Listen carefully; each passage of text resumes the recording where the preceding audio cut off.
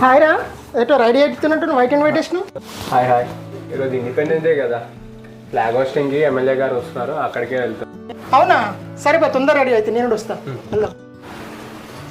అన్నయ్య నీతో ఒక విషయం చెప్పాలి.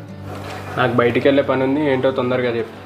రోజు ఒకరు స్కూల్ దగ్గర ఏడిపిస్తుండు. డాడీకి చెప్తా అంటే ఎవరిని తొలకొచ్చుకుంటావు, తొలకొచ్చుకోపో అని చెప్పిండు. ఒకసారి వచ్చి చూడవా? నువ్వే ఏదో తింగర్ పని చేసి ఉంటావు, లేదంటే వాడెందుకు నీ ఎంట పడతాడు. అయినా నాకు ఇప్పుడు పని ఉందిలే, తర్వాత చూద్దాం. అరే, ఇండిపెండెన్స్ డే అంటే రోడ్ల మీద ఇళ్ళ మీద జెండాలు ఎగరడం కాదురా, నా ఇండియా సేఫ్ అని ప్రతి అమ్మాయికి నమ్మకాన్ని కలిగించడం. మొన్న ఢిల్లీలో, నిన్న మణిపూర్లో, ఇవాళ వెస్ట్ బెంగాల్లో అమ్మాయిల మీద ఇంకా ఎంతకాలం రా ఈ అఘాయిత్యాలు. ఎంత ఘోరం అంటే, మనం గుడికి వెళ్తాం, అమ్మా నేను బాగుండాలని మొక్కుతాం.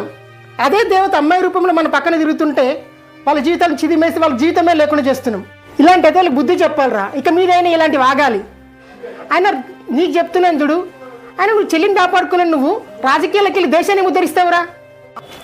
పామ్మ స్కూల్ కాడికి ఆ సంగతి చూద్దాం. ఆగరా, నేను కూడా వస్తాను.